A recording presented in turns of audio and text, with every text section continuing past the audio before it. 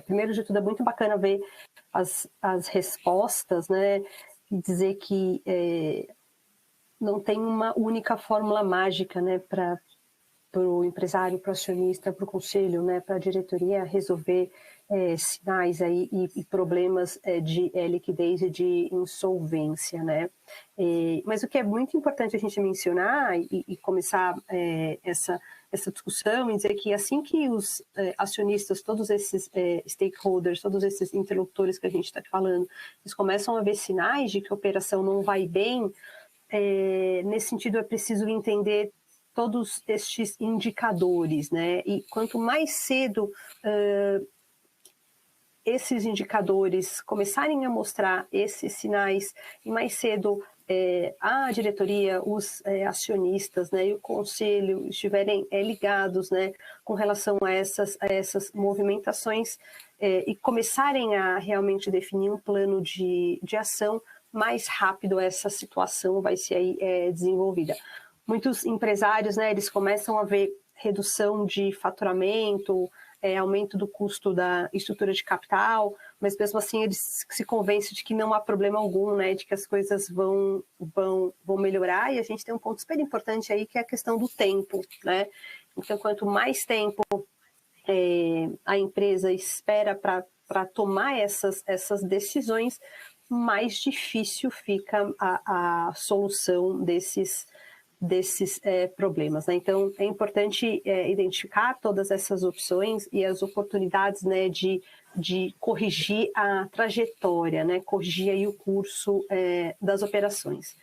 E nas respostas, o Kiran se falou bastante de fluxo de caixa operacional, ativo circulante sobre passivo circulante, sobre outros KPIs, mas tem um ponto super importante aqui que é observar a margem bruta, margem líquida, né? A geração de caixa através de EBITDA, né? A gente teve novas perspectivas algumas semanas atrás que falava muito desses principais indicadores, né? Então, é importante olhar para esse conjunto como um todo e gerar insights para que a administração possa aí corrigir toda essa trajetória. E o que eu achei interessante também nas respostas de nossos participantes era a necessidade de tomar decisão rápida. E pelo que você está falando, tipo, você tem que ter indicadores que vai fornecer a você as informações necessárias para você conseguir tomar essa decisão rápida. Ou seja, a indicador tem que ser aquele indicador que todo mundo confia, todo mundo vai concordar a necessidade de tomar uma decisão. Então, eu achei que isso era super interessante, essa parte da pesquisa. Kiran, só para adicionar o seu comentário, a qualidade da geração dessas informações também é fundamental neste processo, né? Então, o quanto esses relatórios gerenciais que são utilizados pela administração para a tomada de decisões, eles refletem realmente a geração de caixa, né? Eles refletem realmente a margem, quanto eles estão linkados em extrato bancário, em balancetes contábeis, demonstrações financeiras auditadas, né? Então, é bastante importante a gente fazer essa revisão, porque quando a gente olha para o Brasil, a gente tem uma imensidão de pequenas e médias empresas, né? E aí se torna fundamental a análise da qualidade dessas informações. Legal. E agora, se fosse... Posso fazer vamos para Lucas e Lucas, eu não sei o que você considera como sendo os principais decisões em uma reestruturação operacional e financeira, e eu não sei se você tem alguns slides para passar também. Tem sim. Tem um slide que a gente preparou, né? Não sei se o pessoal está vendo aí o slide.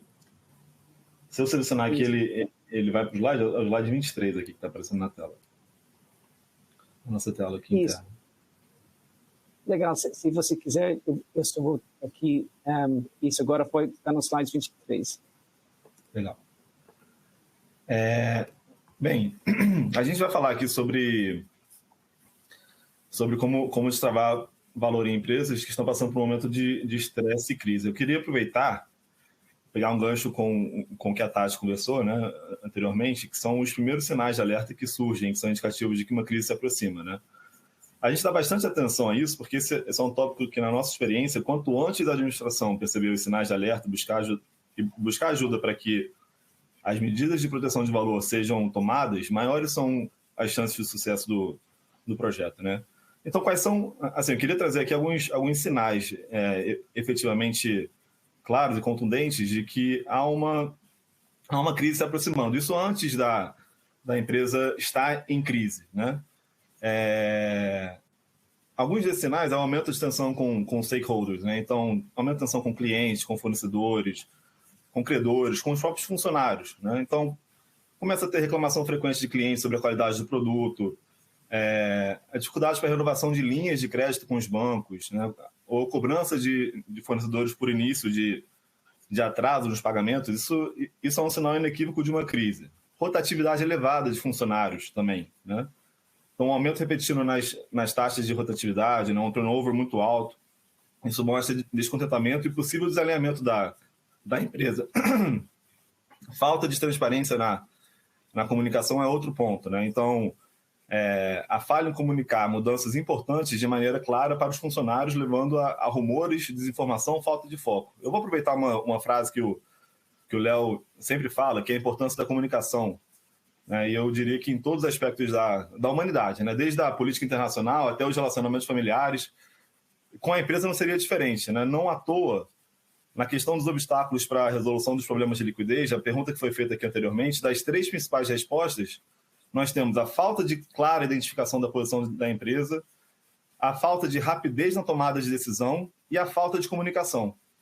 São 3 pontos que possuem uma forte relação com a comunicação, né? Então, se você não sabe se você não sabe claramente qual que é a posição da sua empresa com relação àquele problema, se você não sabe, ou ainda a questão da falta de rapidez na tomada de decisão, que é super afetada se a empresa não está no mesmo compasso em termos de comunicação, né? Perda de clientes prioritários, né? Margens muito apertadas, como a Tati disse, a incapacidade de articular a estratégia, fazer a estratégia sair desde a diretoria até passando por todos os níveis da organização. Eu estou tentando aqui trazer sinais de alerta, né? Antes da gente começar a falar sobre a crise em si e como destravar valor de empresa em crise, quais são os sinais que precisamos estar atento, né? Então, falta de capital de giro, flutuações financeiras elevadas. Então, quando você tem um fluxo de caixa que está muito, né? Parece que a empresa está infartando, assim, porque, né, picos e vales, você não tem uma previsibilidade, você não tem uma capacidade de fazer um orçamento bem feito. Isso também entra com o que a Tati comentou aqui, que é a questão da qualidade das informações, né? E a falta de capacidade de fazer um planejamento financeiro que seja capaz de ser um norte para a empresa. Então, esses são sinais para identificar a vinda da crise. Quando se fala em restauração, que, né, aí entrando mais objetivamente na sua pergunta, né, a gente tem um conjunto de medidas que estão apresentadas aqui no slide, que passam desde restauração financeira, que muitas vezes é o primeiro sinal que o empresário percebe, porque ele consegue perceber isso quando sobra menos dinheiro no bolso para ele, ou então quando ele está tendo dificuldade de renegociar bancos, né? Então, aí, quando ele começa a perceber a falta de caixa, é que ele fala, opa, tem um problema. Mas, como a gente viu, o problema passa por diversas etapas anteriores a essa, né? E o problema não é O problema, por mais que ele seja sentido no caixa, ele não começou no caixa. O caixa é o final. O caixa é a dor, né? Mas a doença, digamos assim, provavelmente, né, e na maioria das vezes, está na operação. Então, nosso trabalho ele envolve tipicamente uma reestruturação financeira e uma reestruturação operacional, com diversas etapas, né? E que o slide mostra aqui um pouco da nossa metodologia, que é adaptado caso a caso, né? Então, você tem, numa primeira fase, a estabilização dessa empresa, né? Essa empresa está em crise, os sinais foram ignorados e chegamos no momento de crise. Então, a primeira coisa que você tem que fazer é tampar os ralos para você conseguir administrar e e você conseguir tocar a empresa. Então, você faz medidas de implementação de curto prazo e com alto valor de retorno, com altos impactos, né? Reestruturação financeira, negociação de pagamento, você negocia prazo com seus fornecedores estratégicos, né? Você implementa um comitê de caixa formado pelas áreas financeiras e de compras para a correta priorização dos pagamentos, porque quando todos os pagamentos estão atrasados, tudo é prioridade, nada é prioridade. Então, você precisa juntar ali os melhores tomadores de decisão para você conseguir, de fato, priorizar, porque o cash is king, como já foi comentado aqui anteriormente, né? Então, é um caixa único, né? e diversos boletos para pagar. Você precisa conseguir direcionar objetivamente aquele pouco recurso que você tem para que tenha o melhor retorno possível, né? Para isso, a gente usa o 13-week cash flow, que é um fluxo de caixa de curto prazo, né? Que você tem os próximos 3 meses e que a empresa consegue, olhando esse fluxo de caixa de curtíssimo prazo, que é diarizado, ele consegue entender quando que vai ter os maiores vencimentos, as maiores saídas de caixa, consegue se preparar para superar esses obstáculos da forma mais inteligente possível. Você tem que tomar uma decisão muito rápida, sem muita informação, a chance de você errar e de você tomar uma decisão muito longe da ótima é bem grande. Então, já de primeira, o que a gente gosta de fazer é implementar um fluxo de caixa de curto prazo, né?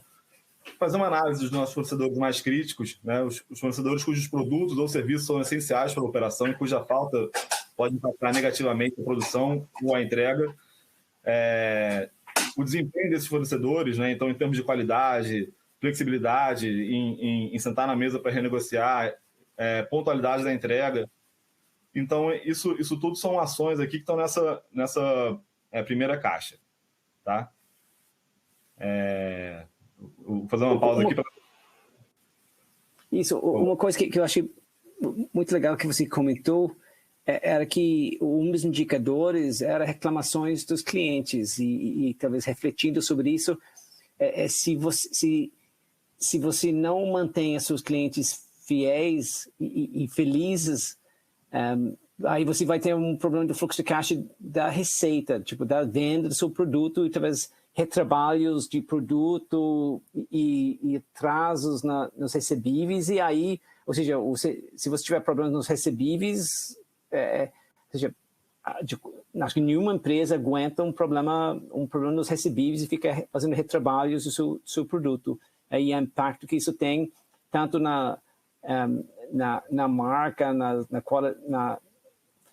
talvez no posicionamento da empresa, quanto no próprio fluxo de caixa. Então, imagino que, mas isso é algo talvez que muitas vezes não seja foco para as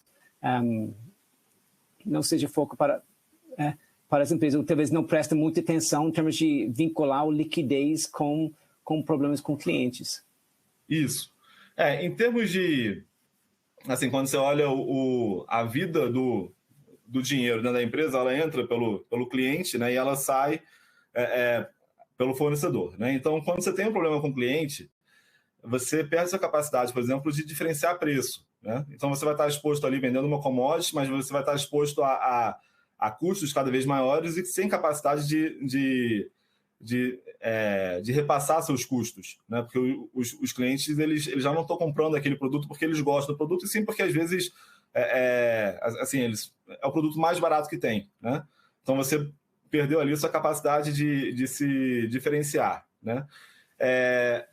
Quando você tem muita reclamação de cliente, você tem também muito cancelamento, que dá um retrabalho de logística reversa, dá um trabalho de falta de previsão no caixa, né? Porque você contabiliza aquela venda, depois tem que cancelar a venda. Enfim, traz uma complexidade operacional que não colabora, né, no ambiente, quando a gente está falando de um ambiente de estresse, né? Então, monitorar aqui a sua cadeia, no seu atendimento aos clientes, a qualidade dos seus produtos é um fator relevante aqui, é o primeiro sinal de uma crise, né? Legal. E aí, quando a empresa tem um problema de liquidez, quais são as decisões críticas quando os credores estão em atraso e quais são os elementos importantes na avaliação a respeito das obrigações com os credores, sejam financeiros e fornecedores normais? O primeiro ponto, voltando aqui à questão da comunicação, você tem uma comunicação eficiente, é claro que não é, quando eu falo comunicação eficiente, não é falar tudo para todo mundo, né? Você conseguir administrar os diferentes stakeholders e as diferentes necessidades que cada um deles tem sobre diferentes níveis de transparência que você vai dar sobre a sua situação, né? Mas a primeira etapa aqui, querida, seria a realização de uma reestruturação financeira, né? Isso é renegociar termo e prazo de pagamento com credores para aliviar a pressão de curto prazo. Um exemplo claro que a gente, né, vê muito é um pula-parcela, né, que é você pega aquela dívida do banco que está vencendo aquele mês, você senta com o banco e fala, cara, deixa eu jogar isso aqui para o final do fluxo, né? Isso é uma medida que não tem muita complexidade, né? Os bancos estão acostumados a lidar com essa demanda e que, a fim de preservar valor, ele tem bastante efetividade, né?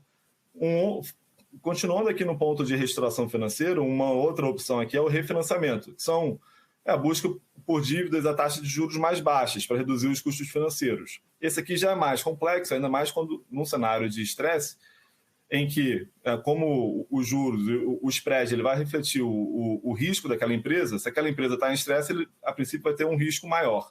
Então, é difícil você conseguir renegociar a taxa de juros mais baixas, a não ser que você saia, por exemplo, de um contrato pré, vai para um pós e a taxa de juros tenha caído nesse, né, como a gente está vendo agora, o movimento de queda na taxa de juros, né? Então, esse é uma jogada interessante também. Empresas que estavam no pré com o CDI 13,75, agora passarem a operar no pós com o CDI, né, a Selic caindo, né? Redução de despesas financeiras, né, renegociar a taxa de juros de empréstimo. Oba. Deixa eu só te perguntar aqui, essa mudança de pré para pós, como é que é essa negociação? Ela é difícil nas instituições financeiras? Como é que funciona isso na prática? Você tem que mudar a instituição financeira, você tem que reagrupar a dívida e transferir essa dívida para outro lugar? Como é que é? Geralmente, Léo, os bancos eles entendem mais sobre a curva de juros do que a maioria das pessoas, né? Então, já antes, no momento que eles soltam uma operação, eles costumam precificar da forma que é melhor para eles. Ou seja, se tem uma expectativa de que a taxa de juros caia, eles vão preferir precificar a operação a pré, né?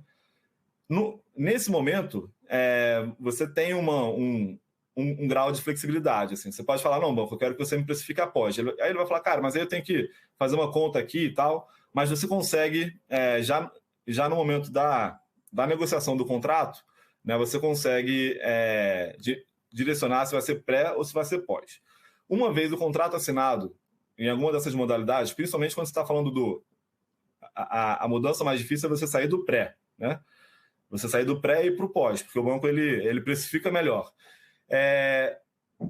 Se você conseguir, aí a dica aqui quando você consegue fazer isso com um banco, né, você tem lá 8, 9, 10 bancos no seu endividamento. Quando você consegue fazer isso com um banco, você consegue usar isso de argumento para todas as outras dívidas, né? Então, é difícil? Você tem 10% de chance de conseguir, mas se você tem 10 bancos, né, com 10% de chance, então provavelmente você vai conseguir com um deles e você consegue replicar esse movimento com os outros bancos. Falando, cara, eu já consegui fazer isso no banco ABC, eu quero fazer isso aqui também. Então, os bancos não vão fazer isso proativamente, mas uma vez que você sentou e explicou, o que o banco quer no final do dia é receber, né? Então, se você está em dificuldade, a primeira coisa que você precisa fazer é avisar o banco, olha, estou em dificuldade, a minha dificuldade ela é sua também, porque é um problema para mim e é um problema para você. Então, vamos sentar aqui, vamos resolver para que seja um problema menor para os dois, né? E aí, se você contar com a colaboração, o entendimento do banco nessa etapa, você conta com a colaboração dele. O que a gente percebe, Léo? De novo, né? E eu não estou querendo puxar a sardinha para o seu lado aqui, mas a comunicação ela é essencial. Porque se o banco acha que você está fazendo aquele movimento só para prejudicá-lo, né, ele não vai querer fazer. Então, você tem que conseguir mostrar, falar, banco, essa é a forma que eu tenho de te pagar, né? Ou é isso, ou então você vai me colocar numa posição muito complicada que vai, lá na frente, vai me dificultar e a gente vai ter um problema maior ainda. Então, vamos resolver o problema enquanto ele ainda é pequeno. Enquanto ainda se trata de mudança de pré, pós, melhor do que resolver depois quando se trata de um RJ, alguma coisa assim, né? Então, é a capacidade de comunicar de forma eficaz a situação e o diagnóstico e os caminhos para a resolução do problema da empresa. Tá? Pessoal, deixa eu fazer um comentário aqui adicional. Neste processo de renegociação, de comunicação com esses principais stakeholders, não só com bancos, mas com fornecedores e com clientes também, é importante um planejamento estratégico. É importante um modelo financeiro, é importante a definição dessas premissas, né? Quais são essas ações que a empresa vai fazer para conseguir ter a retomada de suas operações, pessoal? Então, assim, não adianta chegar para os bancos, fornecedores e clientes e começar essa discussão de renegociação que o Lucas está falando. É importante ter um assessor financeiro do lado, é importante ter projeções bem mapeadas, com relatórios confiáveis, é importante ter uma apresentação nesses processos de renegociação. Geralmente os bancos pedem um IM, tá? Que a gente chama de Information Memorandum, e lá tem a operação de hoje, né? Todos esses KPIs, como é que vai ser a operação no futuro, tá, pessoal? Então, é super importante que tenha essa preparação e essa definição da estratégia antes de sair antes de sair começando a negociar com os bancos. Eu queria já aproveitar e fazer um link aqui sobre potenciais alavancas de valor, né? Então, dentro desse planejamento que o Lucas falou, pessoal de diagnóstico operacional e financeiro, a gente tem uma parte importante que é a identificação de alavancas, né? Então, uma dessas alavancas é a reestruturação financeira, que a gente abordou aqui, mas a empresa tem recebíveis, né? A empresa tem créditos inadimplentes que podem ser vendidos, né? Tem um mercado bastante grande aí de FDICs, né? Que compram esses ativos não performados, e a gente tem créditos fiscais também, uma parte de otimização tributária, otimização fiscal bastante relevante, né? Neste contexto do diagnóstico operacional e financeiro, é importante o olhar total para a visão da empresa, e a parte tributária e trabalhista a gente sabe que é uma dor importante, né? E, nesse sentido, a gente trabalha muito próximo com o time tributário para a identificação dessas alavancas de valor e como é que a gente consegue gerar caixa nesse primeiro quadrante aí que o Lucas mencionou. E aí, Léo, já vou aproveitar e puxar um pouquinho, se você puder, né, Kira, vou aproveitar e puxar o Léo aqui, se você puder contar um pouquinho de casos, né, como é que a gente trabalha aí em conjunto para a gente conseguir identificar essas alavancas de valor, para a gente gerar mais caixa, né, mais liquidez. Tá, legal.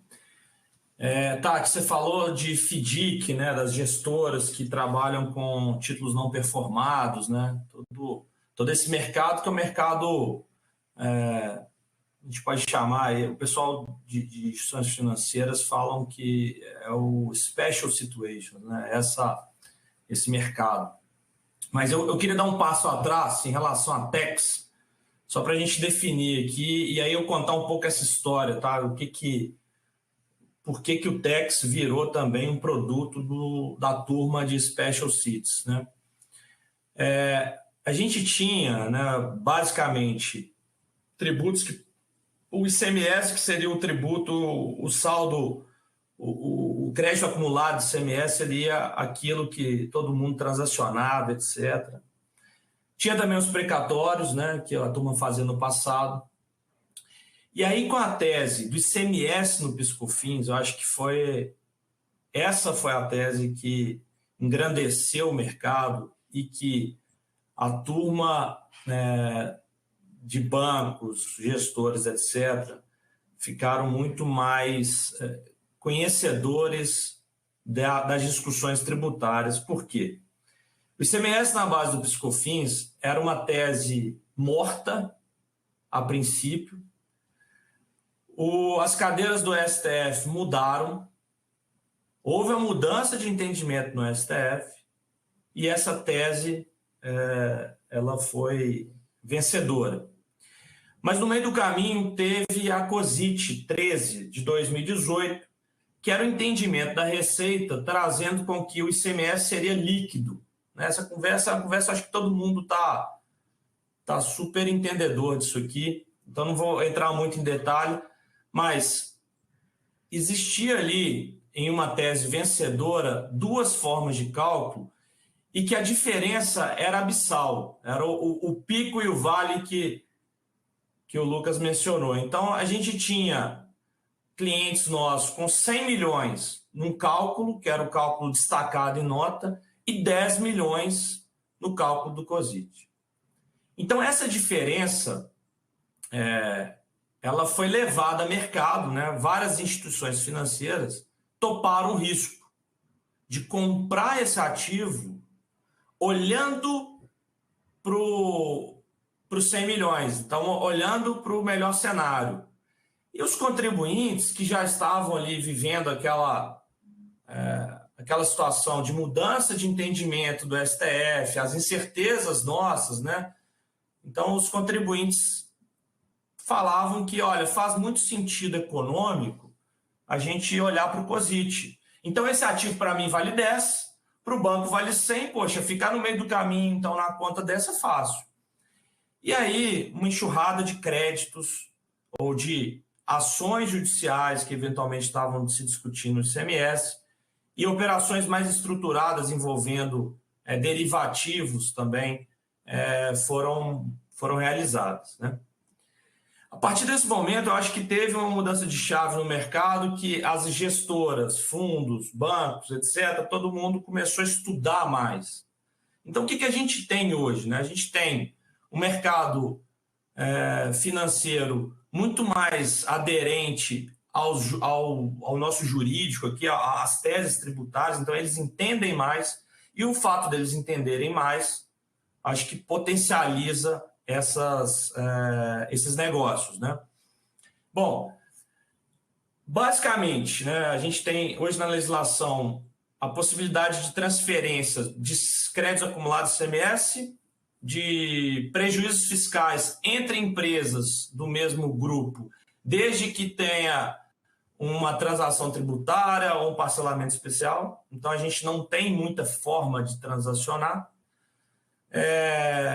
Algumas operações societárias, no final do dia, você consegue movimentar saldos credores e créditos tributários de, por exemplo, PIS e COFINS, imposto de renda, ICMS, mas existe também aquela necessidade de propósito negocial. A Receita bate muito em você fazer uma reestruturação societária apenas para aproveitamento de créditos tributários. E, judicialmente, né, você pode trocar o polo ativo de uma ação de execução. Então, por exemplo, você está discutindo o ICMS na base do PIS/COFINS, então você ganhou na fase de conhecimento e aí vai começar a fase de liquidação de sentença, imaginando que você não quer habilitar esse crédito na sua escrita para que você comece as compensações. Então, essa fase de execução de sentença, né, uma vez que você tem o título líquido e certo, acho que fica muito mais fácil de você também transacionar. E aí tem o mercado de precatórios, né, que eu acho que o mercado de precatórios ele está no spot hoje, porque a partir das emendas constitucionais 113 e 114, que alteraram o artigo 100, a gente teve um início de fila para pagamento de precatório federal, que antes a União pagava em dia, e agora tem uma fila, e essa fila está crescendo de uma forma absurda. Eu acho que vale, se vocês fizerem um Google agora e colocarem precatórios, pagamento de precatórios de União, e colocar no Google notícias, vocês vão ver várias notícias. Semana passada teve uma do Valor descrevendo muito bem essa fila, o que está acontecendo. Então, assim, o cenário é, administrativamente, se consegue fazer muito pouco de movimento de saldos credores de impostos, tá? Muito pouco. Societariamente, a gente tem as operações societárias que ressalto, tem que ter, seria bom que tivesse um propósito negocial, então um fundamento não vinculado apenas a tributo. E causas judiciais, né, judicialmente, que você pode transferir polo ativo ou mesmo transferir os precatórios. Então, assim, essas são as formas, são as formas que a gente tem hoje. O mercado, o que o mercado fez muito, e é uma operação que é um pouco mais difícil de entender. Eu vou tentar ser claro, que acho que a turma, todo mundo é contador, acho que o pessoal vai pegar rápido. É o seguinte, é criar um derivativo que seria eu tenho um ativo fiscal, empresa, tenho um ativo fiscal, esse ativo fiscal tem um fluxo de compensação. Né? Existe um fluxo de compensação desse ativo. E vamos imaginar que eu preciso de caixa.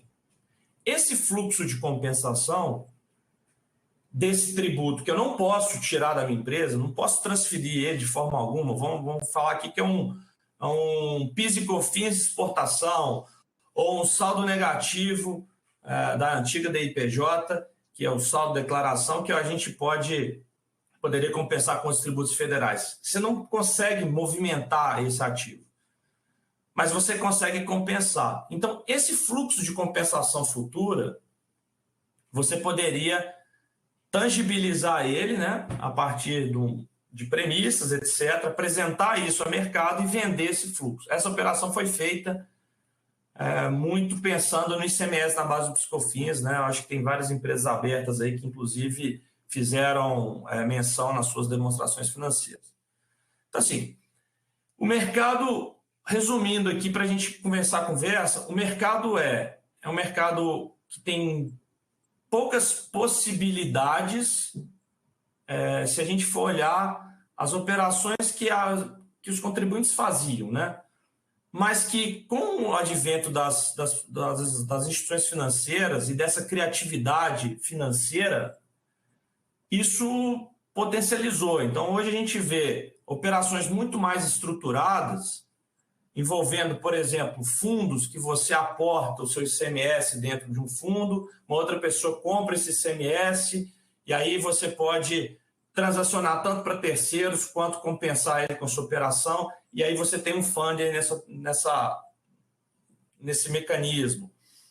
A gente tem também formas de compensações cruzadas, né? Por exemplo, as empresas normalmente têm causas ativas. Essas causas ativas vão gerar direitos creditórios e depois precatórios. Eventualmente, um direito creditório tem uma parte que está sendo discutida, então você tem uma parte controversa e incontroversa. Essa parte incontroversa, você eventualmente pode fazer um destaque na execução e dentro de um plano de transação de outra pessoa, então transação tributária que, por exemplo, a Tati está fazendo, eu tenho crédito, eu posso transferir esses precatórios para ela. Obviamente, ela não vai querer pagar o valor de face, ela paga um deságio, mas que pode ser tanto para ela quanto para mim uma operação vantajosa. Então, acho que a mensagem, né, que eu queria trazer nesse começo as operações, elas ganharam muito mais criatividade, porque a gente tem um mercado financeiro punjante para dentro desse mercado hoje, né, de crédito. Então, não é só o tributarista, é o tributarista com uma cara de financeiro, trazendo toda essa sofisticação criativa para que essas operações possam ser feitas. E o aumento, né, que a gente sabe que a gente tem um aumento aí toda hora de novas teses, né, e por incrível que pareça, a gente acha que o ICMS na base do PIS/COFINS foi a tese do século, e aí agora já tem outras teses também, que são teses super robustas. Eventualmente, com a reforma tributária, vão aparecer outras teses. Então, a gente acha que é um mercado fértil para a criação de teses e para a discussão desses assuntos, e que, eventualmente, você tendo um problema de caixa, um problema de liquidez, você pode lançar a mão desses ativos para que esses ativos sejam transacionados no mercado. Em uma análise, Tati, quando a gente trabalha junto e olha uma empresa, né, a gente vai muito atrás do inventário, né? Então, acho que uma boa dica é: você se conhece, você conhece todas as teses que você tem, o impacto dessas teses. Os ativos tributários que você tem, eles estão adequadamente escriturados, eles estão adequadamente registrados na sua contabilidade. Então, lembrando que tem contabilidade e obrigação acessória, isso tem que estar muito bem reportado. Você faz análise de eventual custo de oportunidade, porque eu posso vender algo a 50% do valor de face, gente, estou aqui chutando o número, mas 50% do valor de face, e pode fazer muito sentido, porque, lembrando, os ativos tributários, eles são corrigidos normalmente. Quando são corrigidos, né, a gente tem aí alguns ativos que nem corrigidos são, mas são a juros simples. E o mercado, você pode fazer uma aplicação em CDI a juro composto. Então, essas diferenças, você pode colocar, inclusive, sua taxa de retorno. Então, assim, essas diferenças, né, e essas possibilidades, analisando o que você pode fazer com o dinheiro, é uma análise que nem todas as empresas fazem e que eu acho que é extremamente necessário. Além disso, tem o custo de gestão, né, desses ativos. Um ativo judicial tem todo o custo de gestão e tem o risco de, eventualmente, uma modulação de efeitos, alguma coisa assim, que você pode vender para terceiro. Então, voltando ao que o Lucas fala da comunicação, ele fala que foi eu que falo isso, mas, na verdade, eu ouvi isso de uma empresa de comunicação. O diretor falou que, Léo, numa empresa de comunicação, o problema é comunicação. E aí, não, o problema do mundo é comunicação mesmo. Então, na medida que a gente esclarece essas questões e coloca um pouco a matemática, um tempero matemático aqui, a gente vê que, poxa, pode fazer muito sentido, sim, uma monetização antecipada de ativos tributários, judiciais, etc. Mas vamos continuar. O que Tati, Lucas... Léo. Vai lá. Não, acho que não só a monetização, mas explorar também, dado as idiosincrasias da nossa legislação tributária, né, explorar também as estratégias fiscais legais que possam ajudar a adiar ou reduzir, ou ter uma estratégia mais eficiente para pagamento de imposto, né, o próprio desembolso de caixa ali, né, estratégias de refis, né, isso sempre tem bastante efeito, assim, olhando a parte de alavancas de reestruturação, né? Como capturar valores nesse processo, né? Legal, Lucas. Vamos falar, eu mencionei, mas vamos falar da transação tributária, né? Acho que a transação tributária é a novidade. A gente tem um tempo aí que não tem parcelamento especial, né? O parcelamento ordinário está disponível para todo mundo, mas o especial tem um tempinho que a gente já não tem, né? O apelido de refis, né? Teve o refis da Copa de 14 e depois eu não sei se teve, não me lembro de ter tido outro.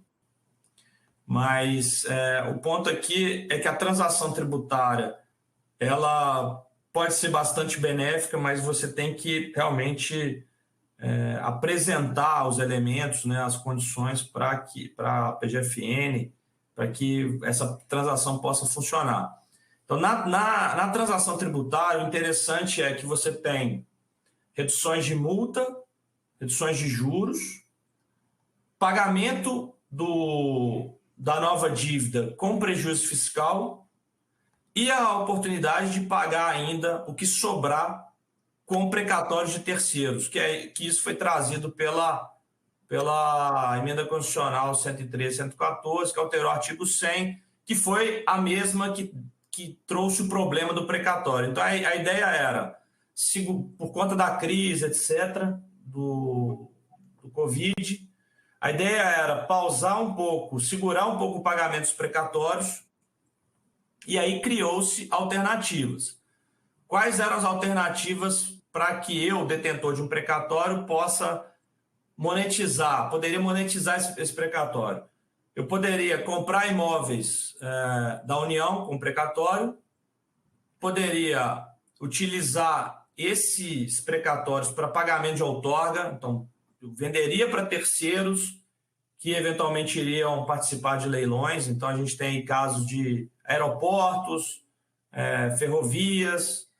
Então, isso também, se vocês quiserem procurar no Google algumas notícias, vocês vão ver farta discussão sobre esse assunto. Hoje a gente tem um limbo normativo, que essa operação ela não tem normas vigentes para que seja operacionalizada, mas que tem uma discussão grande para que isso aconteça, isso está na Constituição. E a outra questão é essa questão da transação tributária, que é basicamente clientes que têm problema de liquidez, de insolvência, etc., vão à administração tributária, Procuradoria, Receita Federal, apresentar um plano de pagamento das dívidas e, a partir disso, começa uma negociação. Então, precatórios podem ser utilizados para essa compensação também. Esse é o mercado que se criou, né, a partir dessas emendas. E, de fato, né, a transação tributária, a gente apoia alguns clientes aqui, tanto na identificação de precatórios, né, quanto propriamente na elaboração, né, do requerimento de transação tributária. A gente tem várias vantagens que os nossos clientes não sabiam, achavam que isso era um negócio mais inacessível, e a verdade é que não é. A Procuradoria realmente tem uma vontade grande de facilitar o processo, e dependendo, né, cada estado tem a sua, mas a gente vê muita boa vontade da administração tributária de fazer algo que faça sentido, tanto para eles quanto para os contribuintes. Então, essa acho que é a novidade. Outras formas de diferimento de tributo existem, né? Então, a gente pode fazer o parcelamento, você pode declarar e não pagar, não tem dinheiro para pagar, se declara, mas aí vai ter a multa, existe uma multa pela mora. A gente vê, eu já ouvi isso, mas não vejo fundamento legal para que você utilize precatórios para pagamento de tributos vincendos. Então, aquilo que ainda não venceu, você não pode usar o precatório. Infelizmente, né, poderia ter sido também contemplado isso, talvez seria uma forma muito mais rápida de liquidar esse passivo que a União tem conosco, sociedade. O que mais, Lucas? É isso. Eu estou completamente à disposição de falar um pouco mais. Isso. Léo, estou escutando você, ou seja, você está falando de formas de fazer os ativos viraram uma fonte de dinheiro, e também formas de postergar as dívidas e talvez até liquidar as dívidas através de refis ou precatório. Então, ou seja, você pode trabalhar nos dois lados do balanço dos saldos fiscais dos dois lados e utilizando essas opções. E aí talvez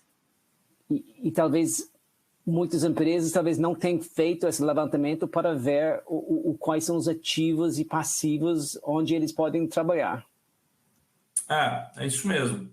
E tem empresa que, na verdade, que ela está excelente nas condições de liquidez, só que ela tem uma ação judicial também, por exemplo, que é uma ação que é uma ação perdida, uma ação passiva, ele sabe que vai perder, a tese não decolou, e ele tem um precatório. Então, ele pode fazer uma transação tributária também, compensando esse ativo, que é um precatório, que hoje é um ativo de baixa liquidez. O mercado hoje tem transacionado a um valor baixo de precatório, até porque o cenário não mudou, ele só está piorando, então a gente acha que o fundo do poço não chegou em relação aos precatórios, com um passivo que é um passivo contingente dele e que a tese ela não decolou, e aí ele pode utilizar isso dentro de um âmbito de uma transação. Então, é só chamar a atenção aqui também que vale para empresas que não têm problema de liquidez. Pelo contrário, a empresa está ótima, mas ele pode apresentar essa proposição para a Procuradoria. O pessoal, deixa eu fazer uma rápida jumping aqui.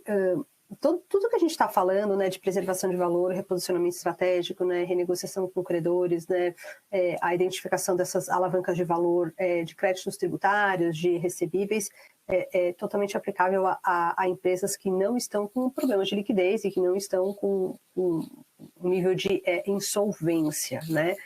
Então, faz total sentido todas as empresas monitorarem os seus KPIs e identificar esses indicadores que podem ser melhorados, né? Então, tudo que a gente está falando aqui, a gente tem uma série de clientes que têm tese de crescimento, né, que não estão numa situação de estresse ou de crise, e toda essa metodologia, toda essa abordagem, ela também é aplicável.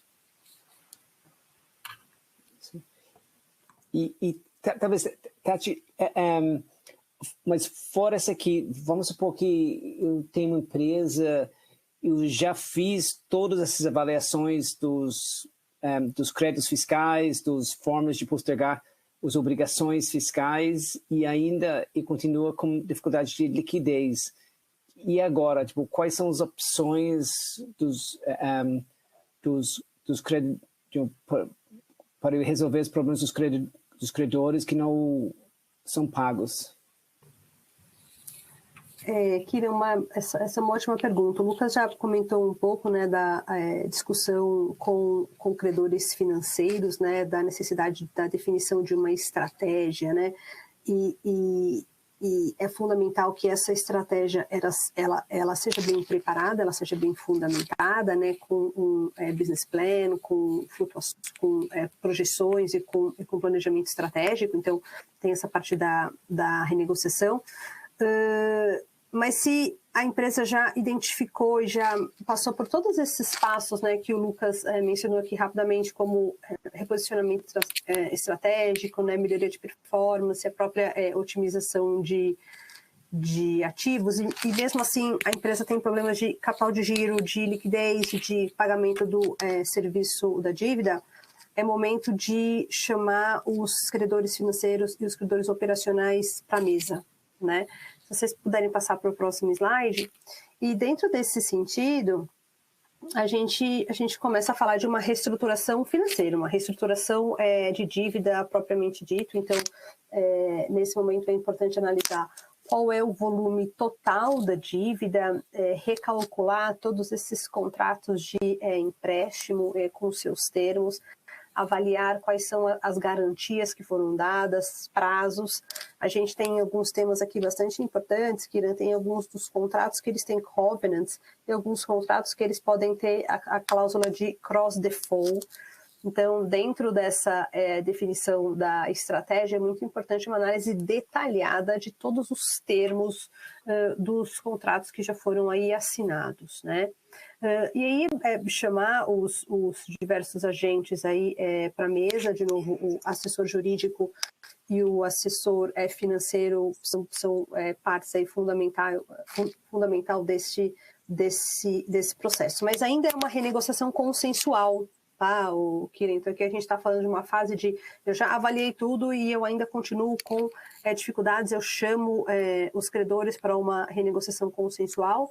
A gente tem alguns casos que a gente chama de acordos globais, né, de renegociação de dívida. Então, os credores, eles se sindicalizam, né, eles se unem para um acordo de renegociação global consensual ainda, tá? A gente não está falando de recuperação extrajudicial, a gente não está falando de recuperação judicial ainda, né? Então chamo os credores para a mesa, eu faço um acordo global de renegociação. A gente traz aqui nesse slide alguns exemplos, né, de monitoramento de performance operacional e financeira. Geralmente os bancos e os fornecedores eles pedem para eles entenderem um pouco qual é o histórico desses KPIs e quais são as projeções e o atingimento das projeções. Então, dentro dessa fase, chama-se todos os credores para a mesa, existe uma renegociação, pode-se haver uma troca de garantias, tá? Então, libera algumas garantias em contratos menores, né? Que a gente pode optar na estratégia, às vezes, em fazer o pré-pagamento de contratos menores, liberar aquela garantia e oferecer aquela garantia para um outro banco onde eu tenho uma dívida maior, mas eu alongo o prazo com esse outro banco. Então, isso tudo é definido dentro dessa estratégia, né? E aí, Kiran, a gente tem uma série de casos como esse, onde a gente pode ter sucesso, né? E a gente tem um acordo global de renegociação de dívida. Dentro desses acordos globais, os covenants, geralmente, eles mudam, eles são atualizados. Daí, de novo, a importância de ter o monitoramento da performance operacional e da performance financeira, para a gente ter a medição dos covenants, tá? de forma mensal. Legal. E interessante, você me lembrou do tema de antecipação das decisões, porque um dos temas que a gente vê muitas vezes do ponto de vista de auditoria é que a empresa deixou de olhar os covenants, quebrou os covenants antes do final do ano, não entrou em contato com os bancos, quebrou os covenants, e aí no balanço no final do ano foi forçado e muitas vezes é devido a uma dívida pequena, tipo, tem uma dívida pequena que foi quebrado, aí tem as cláusulas de cross default, aí se quebrou se quebrou todos, e aí acabou uma dívida enorme sendo trazido pelo passivo de curto prazo no balanço, porque a empresa não antecipou as discussões e aí ela ficou numa situação muito pior, porque agora ela tem uma dívida enorme no curto prazo, ela precisa fazer uma renegociação com todos. Você tem visto essas também, tipo, e a demora em tomar a decisão acaba piorando muito a situação? O Kiran, assim, infelizmente a gente vê isso bastante, né? Então, assim, de novo, a importância da área financeira estar presente, ter um monitoramento constante, ter qualidades de informações que são confiáveis, ter realmente a dívida calculada mensalmente, o acompanhamento dos juros e do serviço da dívida, e não só isso, como o cálculo dos covenants, né? Então, é importante que o controller, né, a área de FP&A, a área de planejamento financeiro, tem um papel fundamental ao longo desse processo. Quanto antes chamar os credores, de novo, comunicação colaborativa, quanto antes a gente chamar os credores, esses interlocutores, para a mesa, mais fácil ela é a negociação, né? E aí, quando a gente segue neste processo, vou puxar aqui um pouco a Valesca, né? A gente tem alguns bancos, né, fruto do que a gente tem visto no mercado, né, com a alta taxa de juros, o crédito escasso, né, desde do final do ano passado, os bancos, né, e os comitês de crédito, eles têm olhado todos esses business plan, né, e as projeções com bastante detalhe, com bastante cautela. Mas a gente tem casos onde a renegociação consensual ela não é bem sucedida e a empresa continua com uma dificuldade extremamente acelerada de taxa, né? E aí é preciso chamar o assessor jurídico, né, o advogado, para definir quais são esses próximos passos, né? Quando está falando de uma negociação consensual, não é bem sucedida. Tati, eu acho que Aqui hoje a gente comentou a respeito da comunicação. Que tanto o Lucas e o Léo comentaram, eu acho que esse é o ponto importante em todo esse processo de estresse de uma companhia. Então, chegando numa comunicação no momento correto de se reestruturar, e mesmo isso não sendo possível, e normalmente quando a empresa não está sendo bem assessorada ou não está buscando todas essas informações que a gente passou a respeito da reestruturação, né, as oportunidades que existem, né, para uma operação, acaba chegando numa situação em que a negociação com os credores ela pode estar estressada, já não consegue mais essa via de comunicação com os bancos. Então essa situação que a gente está vendo no mercado e que a gente acabou de comentar, né, da dívida sendo trazida a valor presente e carregando isso tudo para o curto prazo e em montantes, né, uma dívida carregando outra. Então, a situação da empresa começa a ficar um pouco mais complicada e acaba tendo esse momento de uma deteriorização até mesmo do seu valor. Então, a operação em si acaba sendo impactada por essas decisões dos acionistas. Então, o momento de buscar e entender qual é a solução para a empresa, ela tem que vir muito antes. E às vezes isso não é possível e acaba chegando nessa situação que a gente percebeu até pelas pesquisas, né, pela pesquisa inicial que a gente teve aqui, que não é muito que o administrador quer buscar. E até nós como consultores, e eu, né, que vivo esse mundo de recuperação judicial, eu diria que ela não deve ser a primeira opção, né, do empresário. Mas às vezes chega numa situação em que não existe a possibilidade, a comunicação está fechada, e aí, infelizmente, ele vai ter que buscar esse processo. Uma das preocupações que sempre eu tento trazer para o processo de recuperação judicial, porque se a gente for falar em termos de benefícios, você pode verificar várias oportunidades, né? Tem esse endividamento que está vindo a valor presente, ele vai vir congelado, então ele vai estancar ali com o pedido da recuperação judicial. Durante um prazo de 180 dias, a empresa ela não vai poder ser executada. Então, existem benefícios e que acabam, às vezes, levando o empresário a buscar essa solução. Mas normalmente essa solução acaba interrompendo e estressando ainda mais essa comunicação que a gente estava comentando. Então, o Lucas falou a respeito, né, dos clientes, dos fornecedores, e o que o empresário tem que enxergar é que ele tem que estar preparado para esse processo, porque aquela comunicação com seus clientes, fornecedores, instituições financeiras já estava estressada antes, no momento em que a empresa entra em recuperação judicial, isso pode ser uma porta fechada. E aí a importância de ter um assessor que entenda do processo e saiba como abordar, né, os bancos, abordar os fornecedores para que eles entendam que o processo, ele de fato é estressante, mas que o objetivo da empresa é claro. E aí qual é esse objetivo? Então, você tinha passado a respeito das informações, delas serem claras, transparentes, da empresa se preparar para entender quais são os covenants, quais são os indicadores que ela tem, então, em termos de margem. Isso se torna cada vez mais importante. Então, no ciclo, né, econômico da empresa e no momento de estresse, esse caminho acaba sendo o mesmo.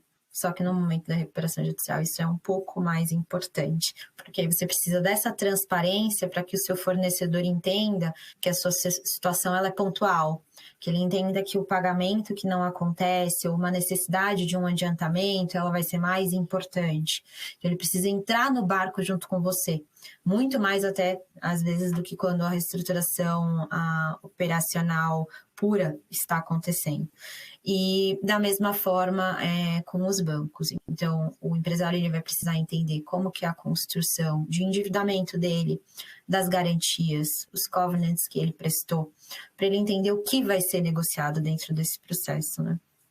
Então, acaba sendo uma solução, uma opção, né, para reestruturação, mas acaba sendo uma solução um pouco mais complexa, eu diria. Então, ela tem que ser uma solução muito bem estratégica e com a compreensão até mesmo, né, que aquele fluxo de caixa que o Lucas comentou, que está ali fechadinho, que você vai precisar priorizar uma operação ou outra, ou priorizar um pagamento aqui, outro ali, na situação da recuperação judicial, você ainda tem um aumento de despesas, que às vezes o empresário não para pensar, né? Então, ele vai ter um aumento ali do seu custo com assessores financeiros, assessores jurídicos, e aí passa a ter, né, uma obrigação em relação a isso, e também do próprio administrador judicial. Então, é um processo que ele é muito mais custoso, então ele tem que ser uma solução objetiva para essa renegociação, né, do endividamento. Nossa, eu estou aqui olhando seu slide, parece que, a gente falou de comunicação antes, e nesta opção de recuperação judicial, vocês estão envolvendo o Ministério Público, os sócios, acionistas, funcionários, credores, assessor, pessoal da área financeira, advogados, administração judicial, ou seja, você está envolvendo uma enorme gama de terceiros diferentes, e eu fico imaginando a importância da comunicação neste momento também, e como você falou, para convencer todo mundo que isso é uma questão temporária, que a operação vai continuar, a pessoa vai continuar com seus empregos, os credores vão ser pagos, e que o mundo... esse aqui é uma passagem temporária da empresa e o negócio vai continuar. Eu fico imaginando a importância da comunicação nesse processo. Exato, e até o seu cliente pensa do ponto de vista da operação. A operação ela tem que continuar e o cliente ele também vai estar preocupado na sua capacidade contínua de fornecimento, de entregar o serviço que você tinha se comprometido a fazer. Então, dentro da reestruturação, que o Lucas passou, prévia, né, a um processo de recuperação judicial, você consegue focar. Então, eu tenho aqui um foco numa discussão, no meu problema, que é só um endividamento financeiro que eu preciso renegociar, ou então uma questão pontual da minha operação que eu preciso entender novamente se tem uma parte de uma operação que não está trazendo margem e eu vou ter que me desfazer dela através de um M&A. Quando chega nesse momento da recuperação judicial, todos esses outros agentes vão passar a ser importantes. Então, você não vai poder ignorar um lado em detrimento do outro. Você vai ter que conseguir se estruturar e olhar para todos esses agentes, porque todos eles vão ter uma importância, né? E vão ter um peso na sua negociação. E aí, por isso que a transparência em termos de informação, de relatório, né? As informações financeiras, elas passam a ser... A sua empresa vai estar aberta, na verdade é essa, né? Diferente de outras situações de reestruturação, na recuperação judicial, você tem que abrir todos os seus dados, e isso se torna público. Então, não tem como não ter comunicação e transparência para passar por esse processo, porque o empresário vai sim precisar do apoio desses entes. O único apoio que eu acho que é dado é o do próprio judiciário, né? Porque o judiciário, com essa possibilidade de interromper as ações e execuções, de centralizar dentro do processo de recuperação todas as decisões, é o único ponto que acaba facilitando, é o único ator que é facilitador do processo. Os demais, claramente, vão tentar defender os seus interesses. Então, por isso que o empresário precisa entender que a recuperação judicial ela pode ter benefícios muito importantes, mas ela precisa ser uma solução bem trabalhada, né? Legal. E você pode nos explicar um pouco sobre recuperação judicial? Tipo, quem pode pedir, quais são as fases de recuperação judicial e até se poderia chegar até falência? Sim. Bom... É mais fácil até falar quem não pode, né, entrar com a recuperação judicial, porque a lei ela determina que são sociedades empresárias e agora atualmente o produtor rural. e aí ela delimita quem não pode usufruir desse processo, que são empresas públicas, sociedades mistas, instituições financeiras, públicas ou privadas, cooperativas de crédito, seguradoras. Então, essas empresas, elas não teriam a possibilidade, né, de usufruir do processo de recuperação judicial, porque existem também legislações específicas para elas. Mas o que a gente acaba vendo na legislação é que ela é muito mutável. Existe ali, né, uma definição, mas que a jurisprudência ela vai se adaptando para cada situação. No caso do produtor rural mesmo, na lei anterior não existia claramente essa possibilidade, mas e aí é importante entender qual é o objetivo da lei. O objetivo da lei é manter a geração de renda, né? Preservar a geração de renda, a geração de emprego. Então, a jurisprudência começou a entender que, apesar do produtor rural ser uma pessoa física, ele poderia ter uma operação gigantesca que tinha uma manutenção de empregos, de fornecedores e de clientes e que precisava desse processo de recuperação judicial. Então, é algo que é um pouco sensível. Tem ali o que está, né, determinado em lei, mas existe essa situação concreta, né, que pode ser adaptada. E aí uma diferença que é muito importante é que o pedido de recuperação judicial, ele parte do empresário. E o empresário, ele pode ter um grupo de empresas, ele vai avaliar por uma decisão dele quais são aquelas que ele entende que é importante reestruturar. Ele pode ter um negócio que dentro da sua operação apenas uma das empresas precisa desse auxílio, enquanto as outras não. Então, é uma decisão do empresário quem ele inclui nesse polo, né, do processo judicial. E aí, quando a gente já fala de falência, já é diferente, porque a falência ela pode ser um processo de pedido de autofalência pelo próprio devedor. O credor pode requisitar a falência do empresário, ou a situação, né, que cada vez a gente acaba encontrando mais até pela maturidade da lei, que é uma empresa que estava em recuperação judicial e que não cumprir com as suas obrigações pode ter a sua falência decretada. Então, a principal diferença seria essa, né? O empresário na recuperação judicial, ele tem uma possibilidade de decisão, de dar entrada com esse pedido, enquanto na falência outros atores podem requerer que a empresa insolvente, aí sim a gente está falando aqui, né, de realmente uma insolvência, seja liquidada através de um processo de falência. Legal. E você pode explicar um pouco sobre o que acontece quando a empresa pede a recuperação judicial? Uhum. Quando ela solicita a recuperação judicial, primeiro a questão é esse congelamento da dívida, né? Então, a dívida é levada a valor presente. Então, todo o endividamento que aquela empresa tem, aquela obrigação é congelada e o devedor, ele não pode efetuar pagamentos desde que esse endividamento esteja na recuperação judicial. Aí a gente tira o fisco está fora, por exemplo, e aí existem outras situações como alienação fiduciária, alguns tipos de garantias que também não são renegociadas na recuperação judicial. E exatamente por esse congelamento, durante um prazo de 180 dias e que pode ser estendido por mais 180, a empresa não pode ser executada.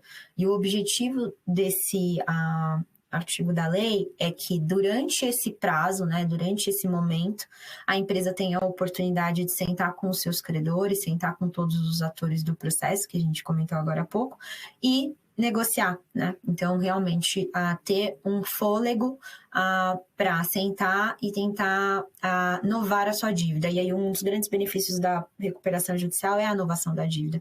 Porque, diferente na reestruturação, você pode, no turnaround, né, exatamente, você tem a situação de renegociar pontualmente alguns tipos de endividamento e de formas distintas.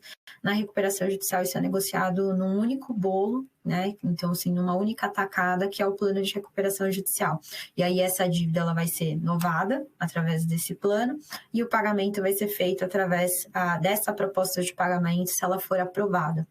E é isso que é importante, né? A empresa ela vai negociar essa dívida no momento em que ela fez o pedido.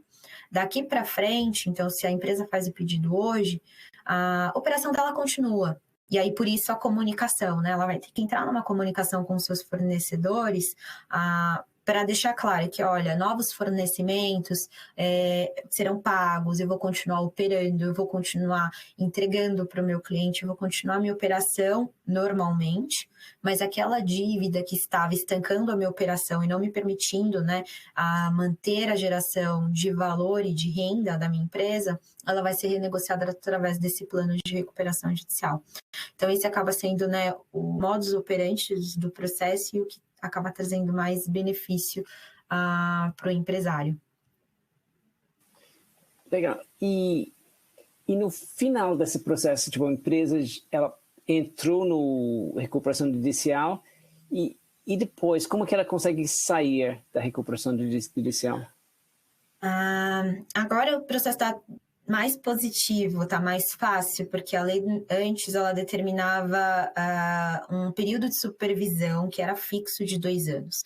Então, uma vez que ela aprovava esse plano de pagamento, ela novava a dívida dela, né, e determinava como ela ia cumprir isso, ela tinha que ficar ali no período de supervisão de 2 anos. Agora, esse período ele não é mais obrigatório, então pode ser que a empresa, ela entendendo que é necessário, ela apresente um pedido de encerramento. Então, o encerramento da recuperação judicial se dá com o fim da negociação. Então, é um processo que foi feito exatamente para ambientar a negociação entre as partes, e aí, com essa negociação encerrada, a empresa tem a possibilidade de pedir a retirada da recuperação judicial, e isso sempre é muito importante, exatamente por aqueles fatores que a gente comentou no início. O crédito da empresa, quando ela entra em recuperação judicial, fica mais escasso, então, a comunicação com seus credores também, existem a judicialização de diversos fatores operacionais, então, o contato do empresário com o sistema judiciário aumenta exponencialmente. Então, a recuperação judicial é um processo difícil e custoso. Então, sair da recuperação deve ser o objetivo principal do empresário, né? Então, que ele consiga fazer esse processo de uma forma célere e, assim que aprovar o seu plano de recuperação judicial, fazer o pedido de retirada.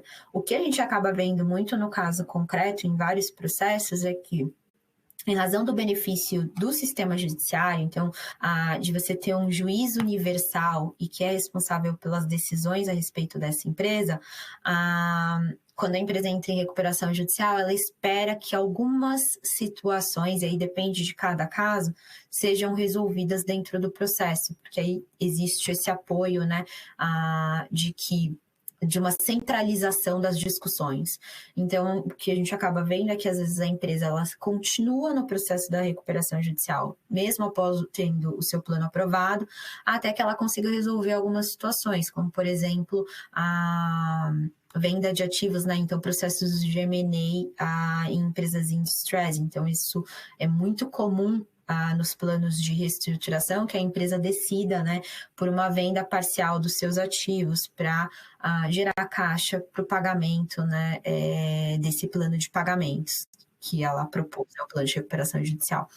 Então, acaba que ela acaba se reestruturando e precisa também, de qualquer forma, né, a necessidade de liquidez e a necessidade de caixa, ela não acaba com a recuperação judicial. Então, todas essas oportunidades de criação de valor que a gente falou até agora, elas também serão necessárias para que ela cumpra o seu plano, né, e consiga sair do processo. Legal. Eu vou aproveitar e ver se a gente consegue responder algumas perguntas aqui do público. Acho que tem aqui de Cristiane Mendes perguntando, no caso, que ela está pensando do ponto de vista da empresa fornecedora. E como saber se a empresa fornecedora foi incluída na recuperação judicial e quanto tempo pode durar essa negociação para o novo pagamento? Tipo, ou seja, se o saldo entrou na recuperação judicial, como você sabe, e aí quanto tempo normalmente pode esperar para resolver isso? Legal. Excelente pergunta. não existe, infelizmente, a gente não tem uma base de dados, não existe um sistema centralizado em que a gente obtenha informação de quais são as empresas hoje em dia no mercado que estão em recuperação judicial. A gente tem as pesquisas do Serasa, né? Então, normalmente, quando a empresa entra com o pedido de recuperação judicial, tem uma determinação de que seja oficiada a JuCesp, então, com uma pesquisa, aí aqui falando, né, de São Paulo, mas os órgãos de registro empresarial, apareça o registro de que a empresa está em recuperação judicial. Então, esses tipos de programa em que a gente consegue identificar a situação da empresa, até mesmo para compliance, eles costumam fornecer essa informação. Então, você vai conseguir, através de uma base de dados atualizada da situação do seu fornecedor, saber se ele está nesse processo. Aí, a partir do momento em que você identifica que ele está nesse processo, o que eu diria que é a forma mais fácil de obter informações é através do administrador judicial, porque o administrador judicial ele tem a responsabilidade de manter esses dados e as informações do processo de forma pública para que todos os interessados tenham acesso. Então, no site do administrador, normalmente vai ter ali a relação de credores, que a gente chama, né?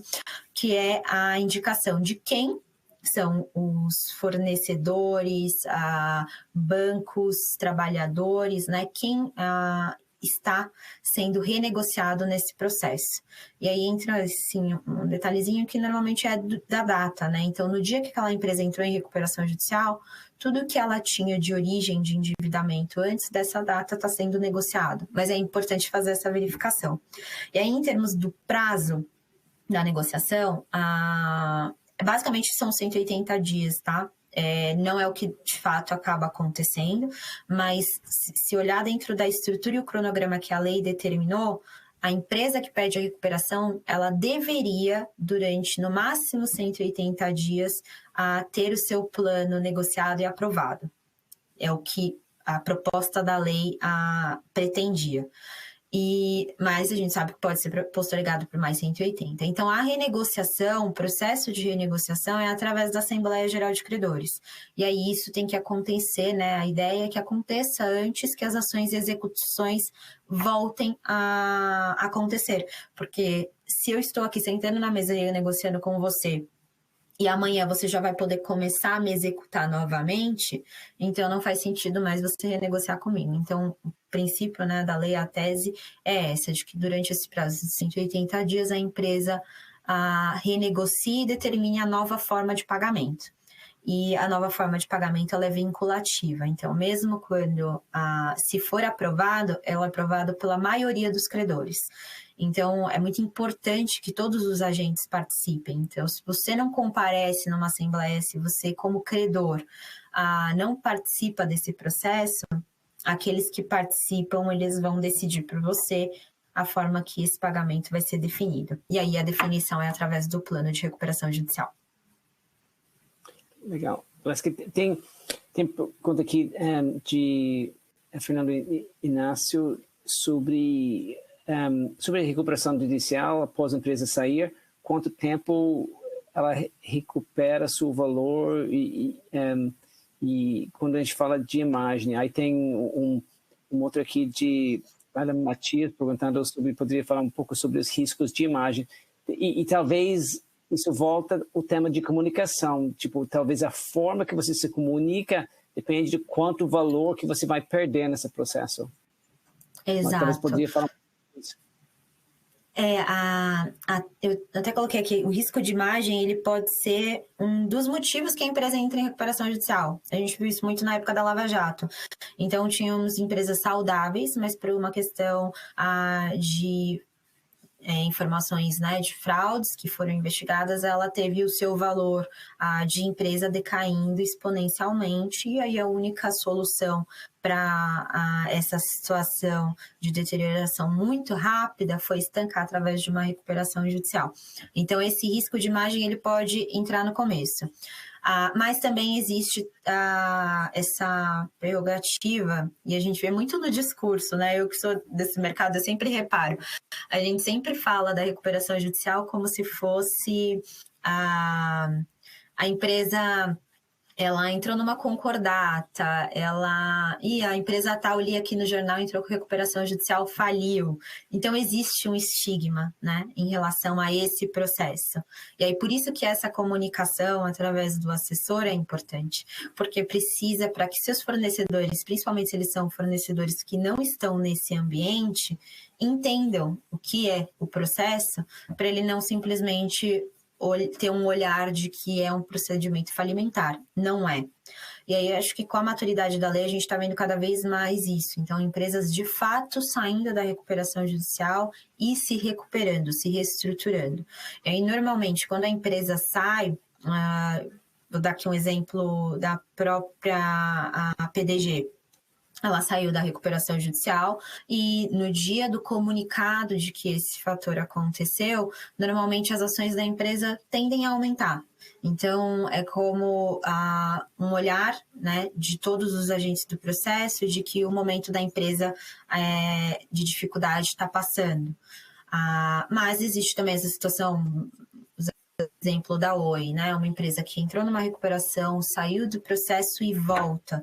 Então, isso tem uma relação muito grande com a repactuação própria do endividamento, né?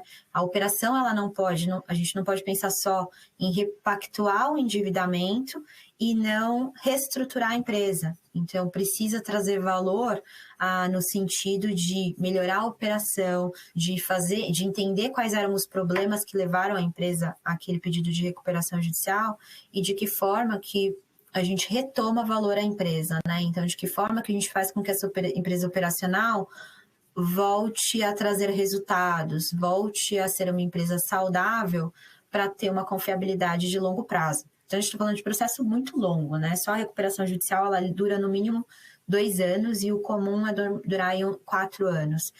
Isso para ela sair. Depois que ela sai, ela tem um segundo desafio, que é voltar para o mercado sem a ajuda do judiciário, com uma inovação do passado que já está reestruturada, mas com a sua operação andando e novas dívidas surgindo. Então, o desafio do empresário ele vai ser constante nessa situação. E, a meu ver aqui, a transparência da informação é o que funciona melhor nessa situação. Então, uma empresa que tem seus dados organizados, isso a gente vê muito. A empresa entrar em recuperação judicial porque ela não tinha uma organização de gestão, de fato, né, da sua operação. E aí a recuperação ela acaba forçando a empresa a se organizar.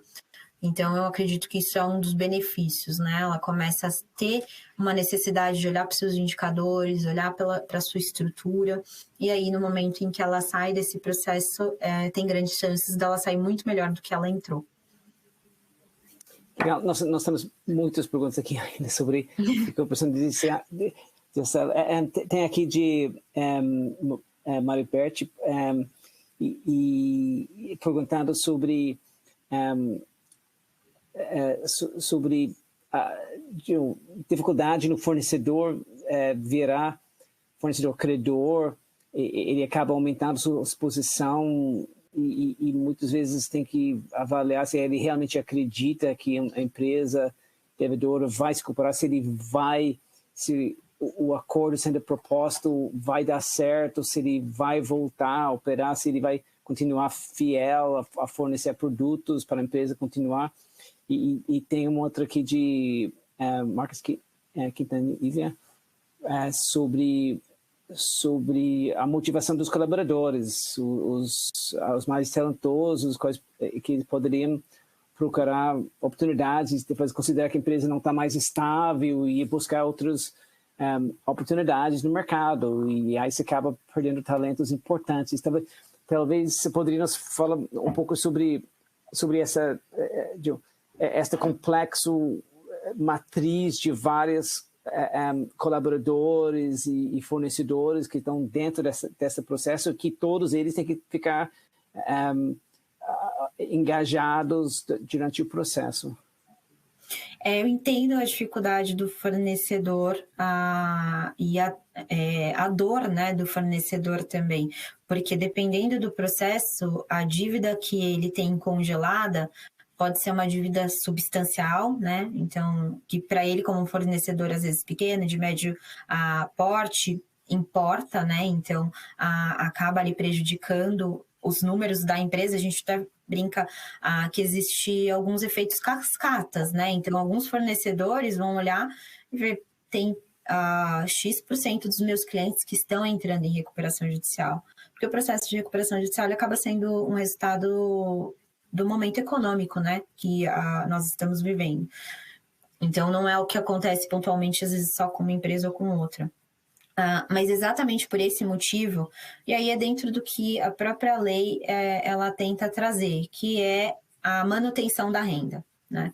Então, a empresa ela tem que ter a sua preocupação também de que essa dificuldade de comunicação, seja com seus fornecedores e seja com os seus funcionários, né? Então, manter os seus funcionários motivados e acreditando nesse projeto, e acreditando que os seus empregos serão mantidos, depende do empresário. O empresário tem que trazer essa comunicação com transparência. Ele que precisa trazer essa segurança para a operação.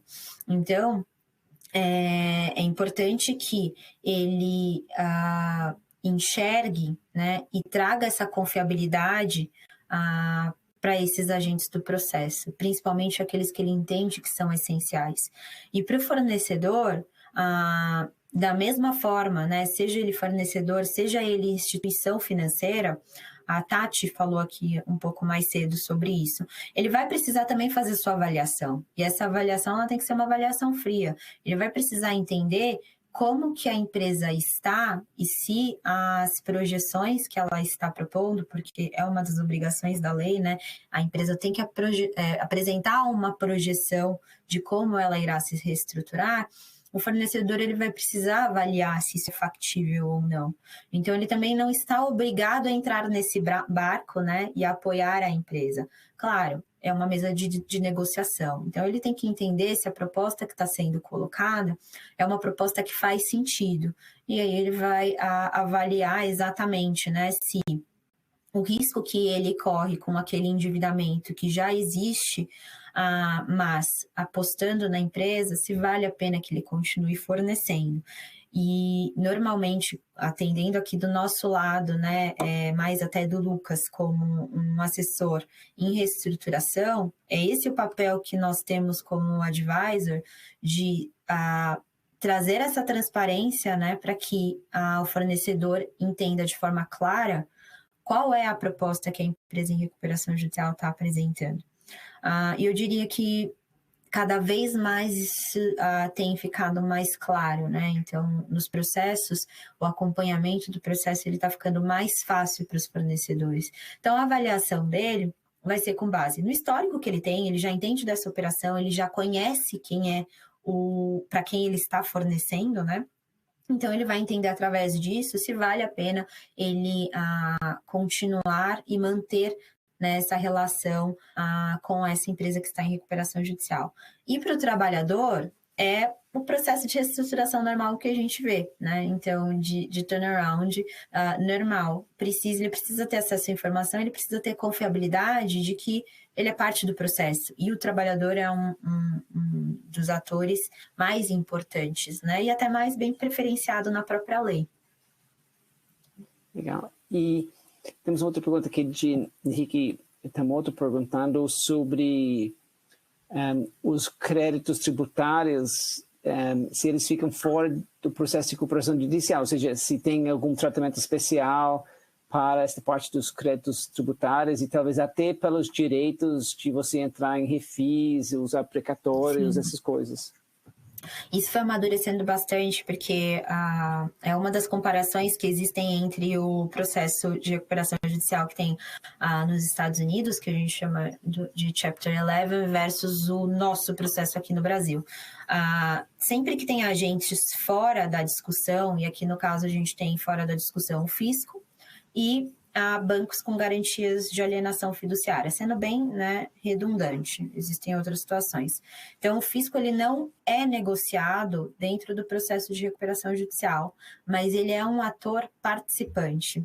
Por que eu digo isso? Porque a legislação ela alterou para deixar muito claro de que o fisco ele precisa ser informado e ele tem que ter acesso às informações dessa empresa. porque dentro de... E até nas perguntas que a gente teve aqui no início, né? Falando sobre a prioridade na hora da reestruturação, o que o empresário tem que priorizar, normalmente a dívida tributária fica por último. É o que o empresário vai deixar para pagar depois. E aí o problema é que dentro da recuperação judicial isso não entra na negociação. Então não é algo, e até pelo amadurecimento da lei, em alguns momentos, né, lá no início, 2005, até mais ou menos 2010, a gente via muitos processos em que o fisco era completamente aquém ao processo. Já não é mais a realidade de hoje. Então, hoje, até na alteração da lei que teve em 2022, ele passou a ser um agente participativo, ele não é pago na recuperação judicial, mas existem alguns tipos de refis específicos para a empresa que sai em recuperação judicial, e também existe...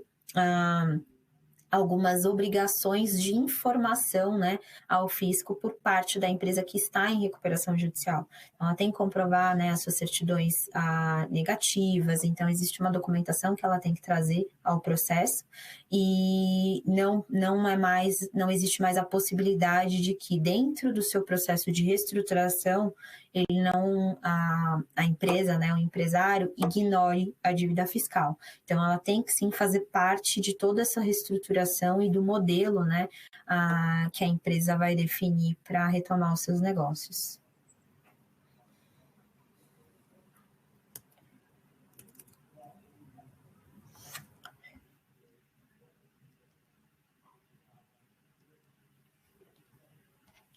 Não sei se temos mais dúvidas, se alguém quer comentar também alguma das perguntas que a gente teve até aqui.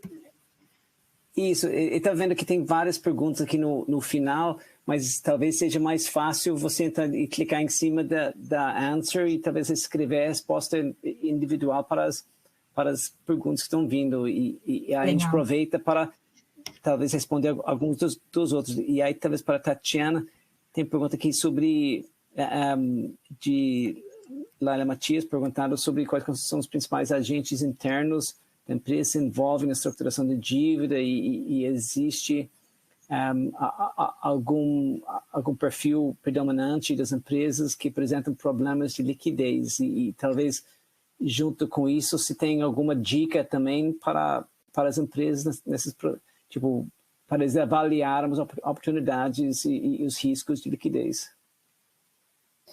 Legal, obrigada, Laila, pela pergunta. Bom, os principais agentes da empresa, né, de novo, a gente vai voltar aqui na palavra que a gente mais falou durante essa apresentação, comunicação, né? Então, os principais agentes, o monitoramento dos índices financeiros, ele acaba sendo de responsabilidade da área financeira, né, do CFO, do controller, do diretor de planejamento financeiro. E aí, dentro desse processo, existem reuniões mensais aí do conselho, dos executivos de acionista para acompanharem a evolução de todos esses KPIs. Então, é importante que todos esses agentes estejam aí conectados, estejam atentos a todos esses insights que esses índices trazem, né?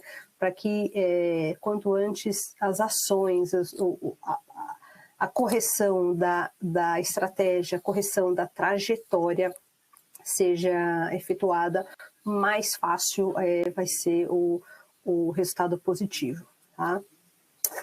E qual era a outra pergunta dela? O Kiran, deixa eu voltar aqui. Eu já eliminei, mas acho que você já respondeu. Acho que você já respondeu isso. Mas talvez uma pergunta final, estamos chegando aqui no final do tempo, e talvez, Tatiana, você tem alguma dica para as empresas para avaliar as oportunidades e riscos de liquidez? Tenho sim, Kiran. Bom, espero que vocês tenham aproveitado aí todos os temas que foram aqui discutidos. De novo, é super importante olhar atento aos movimentos, a qualquer descolamento de projeções financeiras, actual versus orçado, né? Um olhar atento também à aderência do planejamento estratégico, né, que é revisado, que é efetuado aí todos os anos por todas as empresas. E não só isso, é a aderência da estratégia e o alinhamento com todos os colaboradores, né? É importante que todos os colaboradores tenham a noção clara da visão estratégia, da onde estamos, para onde vamos, para que assim a empresa consiga atingir aí resultados esperados. De novo, olhem para a qualidade das informações que estão sendo lá monitoradas. Não adianta a gente ter informações que não tem uma boa base de preparação, se o input ele não está sendo bem formatado, o output, a tomada de decisão também vai ser errada, tá? Então, gosto de bater bastante nessa tecla de olhar especial para a qualidade dessas informações aí que estão sendo utilizadas para a tomada de decisão. E ao menor sinal, né, qualquer dúvida que executivos aí tenham com relação a esses sinais, procurem um assessor financeiro, procurem um olhar externo, né, assessor jurídico. A gente está aqui com os nossos contatos, a gente está à disposição, tanto no meu e-mail quanto no meu LinkedIn também. Então, qualquer dúvida adicional, a gente está super à disposição aí, vai ser um prazer ter alguma conversa adicional. Legal. E Lucas, você tem alguma consideração final para as empresas sobre essa questão de liquidez e oportunidades e riscos? Tem sim.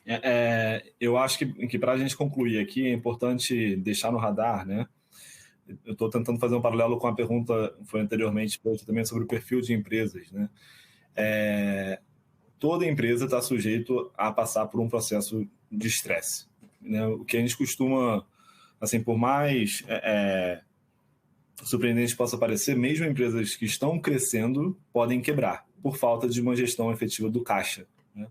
A empresa investiu muito num produto que não teve o retorno na velocidade que era imaginado, para isso pegou uma dívida grande, né? Como o payback do investimento não veio, a empresa ficou sem conseguir pagar essa dívida, ou estava planejando, estava ali investindo numa determinada, na construção, na expansão de determinada linha de negócio, em pesquisa, mas estava com capital alocado numa coisa e precisou, porque não conseguiu desenhar direito, ou porque não levou em consideração todos os riscos, precisou se vê aqui com um recurso que estava destinado ao investimento, à expansão, ou seja, mesmo empresas que possuem uma agenda, a princípio, positivas, né, de crescimento, tal, elas precisam